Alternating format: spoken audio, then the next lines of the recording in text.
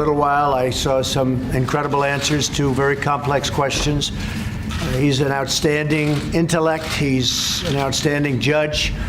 He was born for the position. I heard as long as 10 years ago, people were saying he should be a Supreme Court judge. I didn't know him at the time, but I was hearing from a lot of people, friends of mine from Washington and other places, saying that Brett Kavanaugh should be a Supreme Court judge someday, and I'm honored that I gave him the chance. I've watched his remarks, I've watched his performance, I've watched his statements, and honestly, they've been totally brilliant. I think that the other side is grasping at straws, and really the other side should embrace him, because you're never going to find better in terms of talent or intellect than what you have in Brett Kavanaugh. Okay?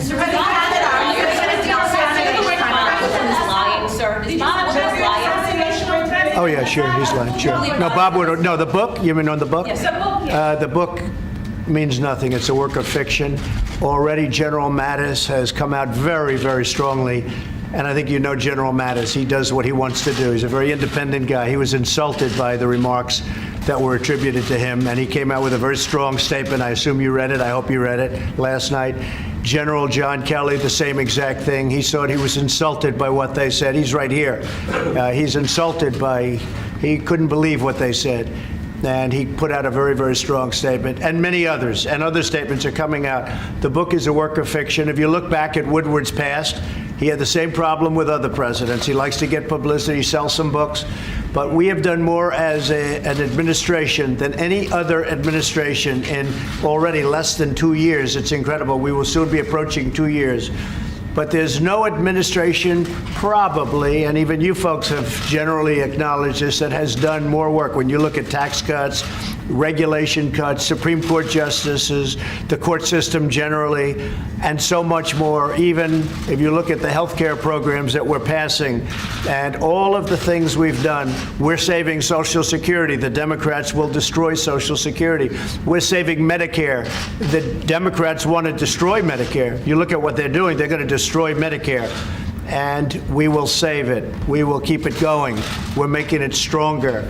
We're making Social Security stronger. We're making our whole country stronger. So all you have to do is look at the achievements. But I was very honored when, without my even knowing about it, statements were put out by General Kelly, by General Mattis, highly respected people, by everybody, including yourselves. And the book is a work of fiction. It really, if you look at it, it was put out to interfere, in my opinion, at this time with the Kavanaugh hearings, which I don't think it's done, because so many people have come out against it. So many people who have been written about said that I never said that. Rudy Giuliani is another one. He's very insulted by the book and what was stated in the book. So we do run a strong White House. There's no question about it. And we are doing things that nobody else has ever been able to do. And our country is stronger now than it's ever been. And in a very short period of time, $700 billion being spent on the military. The next year, $716 billion. We will actually be far stronger than we've ever been. And that's what we need it to be. Thank you all very much.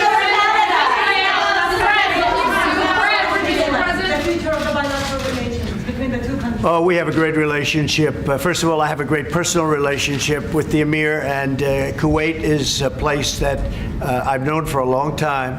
I have many friends that live in Kuwait, and they live, frankly, in Washington and New York mostly, that I know, and I've known them for a long time. Very, very fine people. Our relationship and our bilateral relationship is very, very powerful, very strong. And they view us as a place where they've done very well, and they like to invest their money in the United States, so we like that. Mr. President, so Canada's meeting with us right now as we speak. We have to make a fair deal with Canada. As you know, they charge tariffs of 300% on dairy products, which a lot of people never understood. They have walls up against us doing business in Canada, and yet they come and do business with us, and we can't let that happen.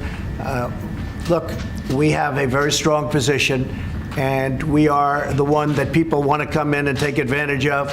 They've been taken advantage of. Along with it, I'm not blaming Canada. I love Canada. I love the people of Canada. But they and other countries have been taking advantage of the United States for many years. And this is a president that has stopped it. We've made a deal with Mexico, and Mexico's been terrific to deal with, including their new president, who I spoke with, and I think we're going to have a very good relationship with Mexico going forward. And the deal is a much more fair deal between the United States and Mexico, because NAFTA goes down as one of the worst trade deals in the history of our country. It emptied out millions of jobs. It emptied out factories and plants all over the United States, and it was a very unfair deal and a very foolish deal, and in fact, you could say a very stupid deal for the United States to make. We are straightening out these horrible trade deals. As you know, we had 4.1 GDP. It was just raised to 4.2. Nobody thought that was possible. When the trade deals are fixed and made fair, GDP will go even higher and potentially much higher than that. And if you go back to election and go back to campaigning, nobody ever would have said that was possible except me and maybe a few others that believe in me. Thank you all very much.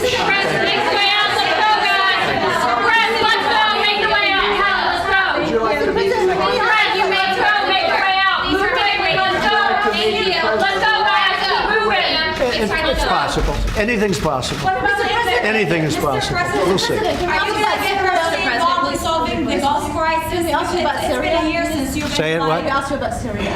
What? About North Syria. Korea? No, Syria. Syria. When President Assad challenges you. Did you say Syria? Yes. Yes. If he attacked Italy. I think it's a very sad situation in Idlib and the province, what's going on there. It's being surrounded, and they feel they have 35,000 of their enemy there, and yet you have 3 million people living there. And I just tell you that they will hopefully be very, very judicious and careful, because the world is watching. That cannot be a slaughter. If it's a slaughter, the world is going to get very, very angry. And the United States is going to get very angry too. Okay? I am watching that very closely. So it's surrounded right now, and the province, and it's surrounded by a lot of people with a lot of weapons. And these are innocent people. You have 3 million, at least, innocent people there. And you have to be very, very careful. And the world is watching, and the United States is watching very closely. Thank you very much, everybody. Let's go, make our way out. Press, let's go. We're finished, let's go.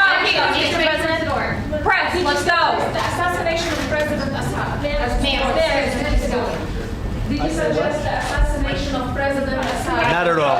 No, the book is fiction. I heard somewhere where they said the assassination of President Assad by the United States, never even discussed. The book is total fiction. Just like he wrote in the past about other presidents, you look at what he said about President Bush, what he said about President Obama, big scandalous thing, big. It lasts for about a day. No, that was never even contemplated, nor would it be contemplated, and it should not have been written about in the book. It's just more fiction. The book is total fiction. Will you Okay? sue, sir? All right, guys, let's go. Guys, let's go. Thank you very much. Are you going to